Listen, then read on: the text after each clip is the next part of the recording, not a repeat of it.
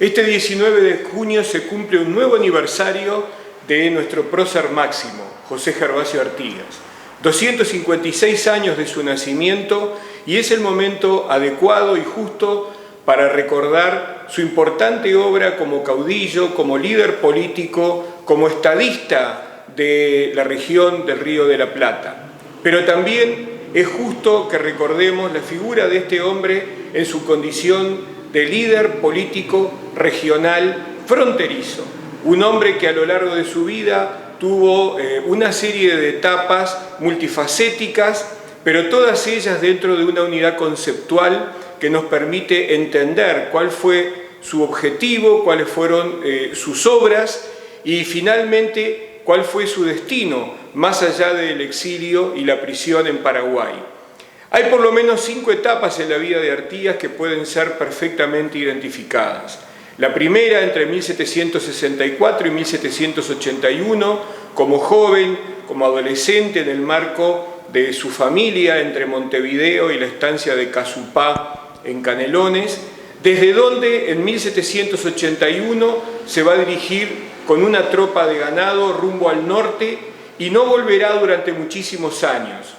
Entre 1781 y 1797 es la etapa, diríamos, formativa desde nuestra perspectiva de la personalidad de Artigas. En un amplio escenario geográfico, como lo demuestra este plano de los jesuitas del año 1752 y que nos permite entender el escenario geográfico del artiguismo entre el litoral argentino, entre el río Paraná y el río Uruguay, la región de las Misiones, el sur del Paraguay y todo el territorio de la banda oriental, a las que hay que sumarle lo que hoy es Río Grande do Sul. Ese es el escenario en el cual se desarrolla la experiencia vital de este hombre, teniendo dentro de toda esa enorme región un lugar particular que nos interesa mucho resaltarlo, lo que hoy conocemos como las nacientes del Arapey, la zona de Masoller, Lunarejo, las puntas de Tacuarembó, las puntas de Cuñapirú, lugares donde él participó como gaucho, como tropero, como contrabandista,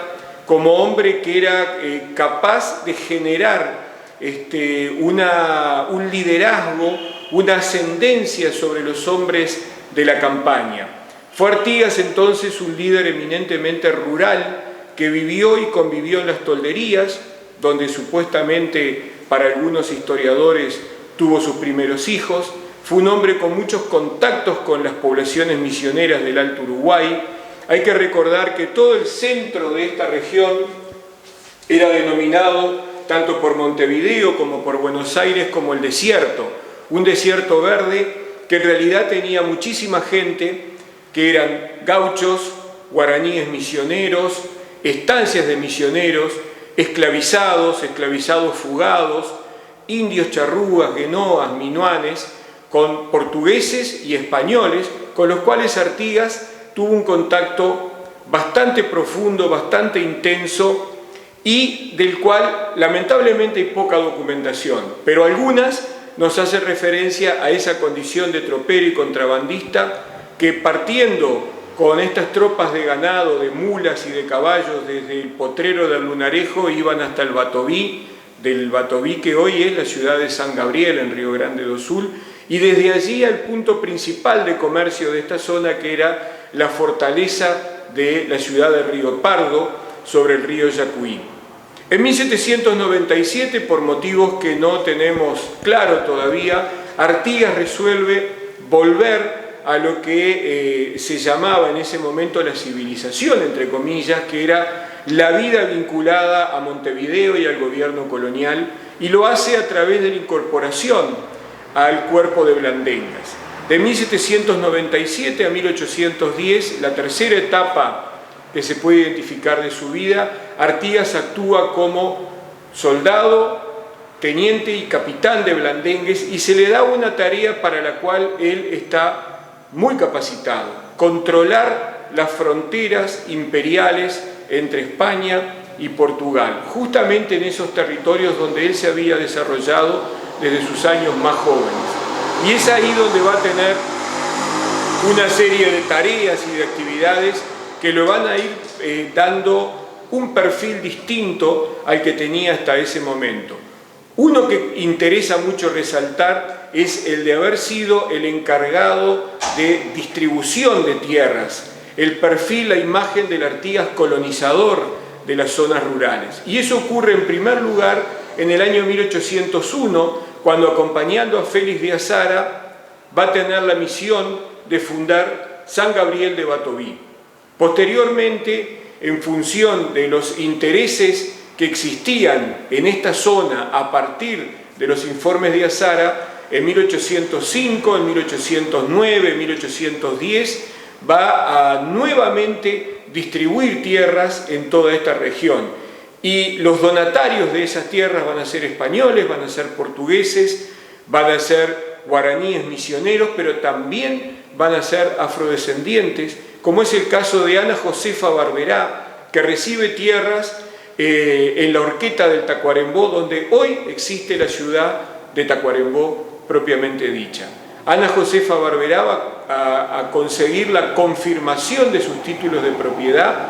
durante el trayecto del éxodo del pueblo oriental desde Salto a la Lluví. Esa etapa de blandengue, pero también de colonizador, consolida la imagen rural de Artigas, consolida su prestigio político y se transforma en un hombre en una etapa eminentemente oral de la historia en las zonas rurales, donde su nombre es comentado, manejado, cantado, por qué no decirlo, en los fogones de aquellas zonas rurales de esta enorme región territorial que hemos mencionado. En 1810 ocurre la Junta Revolucionaria de Mayo y Artigas decide abandonar el ejército español y plegarse a el movimiento autonómico de la Junta de Mayo en Buenos Aires, abandona Colonia, se dirige a Buenos Aires y en Buenos Aires le dan un encargue muy particular.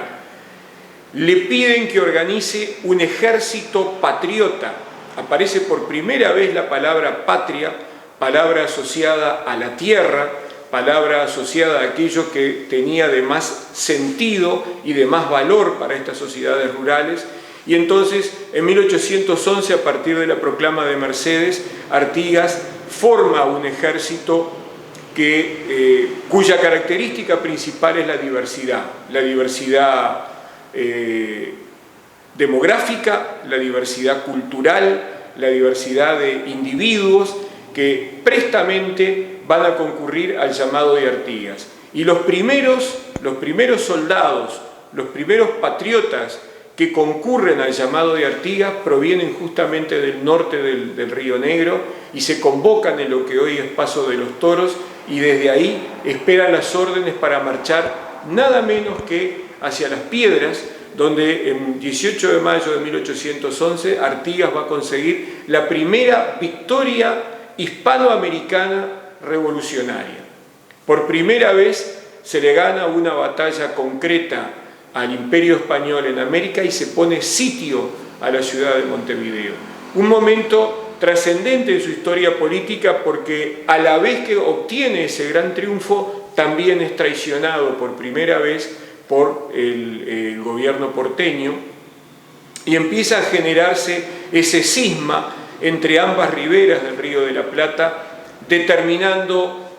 dos modelos políticos a seguir. Un modelo autonómico bonaerense que pretendió reconstruir el virreinato a través de una monarquía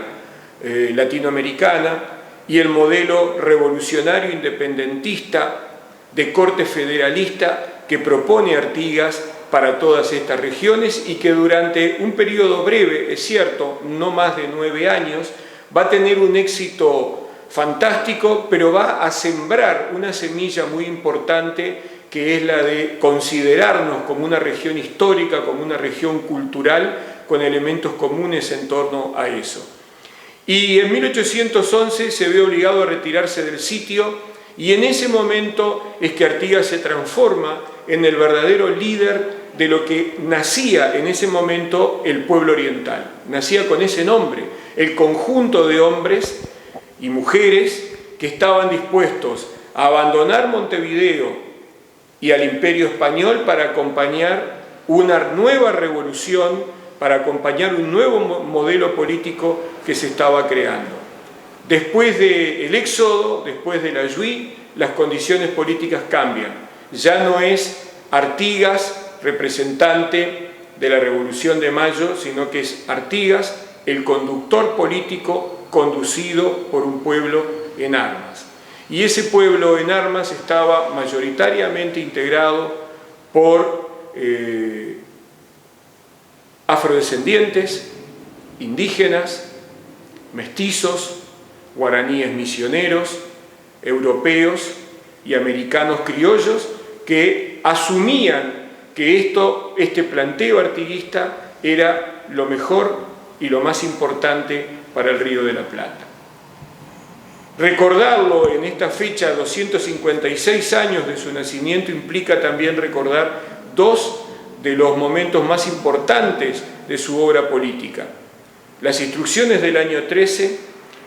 donde en la inauguración inaugural en abril, él va a decir, siendo ya Artigas el gran líder revolucionario, mi autoridad emana de vosotros y ella cesa ante vuestra presencia soberana, creando de esa manera una pedagogía política de la revolución, en la cual colocaba el liderazgo de la misma al servicio de los intereses de los orientales. Y a partir de ahí, esa pedagogía revolucionaria se va a transformar en que todas las decisiones políticas de la revolución van a ser transmitidas a todos los pueblos de esta enorme región del Río de la Plata, que incluye a la banda oriental y al litoral argentino y la región misionera. El segundo elemento importante es, vinculado con esto, la Constitución, el proyecto constitucional de 1813, de los meses siguientes al Congreso de abril de 1813, donde entonces se define constitucionalmente la creación de la provincia oriental del Uruguay, con un territorio que es hoy el Uruguay más la región misionera, hoy en Río Grande do Sul. Y ahí define que esa va a ser una provincia autónoma que queda libre, como todas las otras del litoral argentino, para decidir si conforman un Estado propio o si a su vez están dispuestos a formar una confederación política que los una y los defienda contra todos los poderes extranjeros de la región. Y ese es también el nacimiento de lo que él va a llamar después el sistema de los pueblos libres, conocidos como la Liga Federal. Y el segundo documento de gran importancia es el Reglamento de Tierras de 1815, donde Artigas define con gran claridad y nitidez su capital político aprendido en esa convivencia en las zonas rurales, que los más infelices sean los más privilegiados. 2 puntos: negros libres, zambos, mujeres con hijos, hombres solteros, americanos que están acompañando la revolución y europeos que están acompañando la revolución. También los indígenas tienen consideración en este proyecto. Artigas resume en esa propuesta lo que era su propio ejército, lo que era el pueblo oriental que lo seguía y, en definitiva, hace un acto de justicia histórica con estas poblaciones, las más pobres, las más sumergidas de las zonas rurales del Virreinato del Río de la Plata, para llevarlas,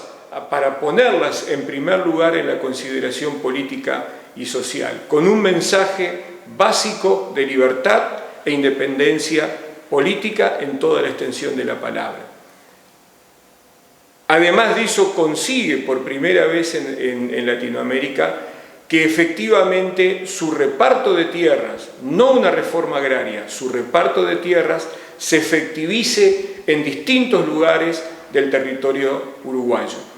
Y la documentación nos dice que parte de esos repartos estuvieron ubicados en la frontera con Brasil, hoy Rivera, Tacuarembó y Cerro Largo, y otra documentación nos habla de Colonia y Soriano. Pero sabemos que hubo muchos más. Por lo tanto, no solo quedó en el papel lo que se planteó en 1813 y en 1815.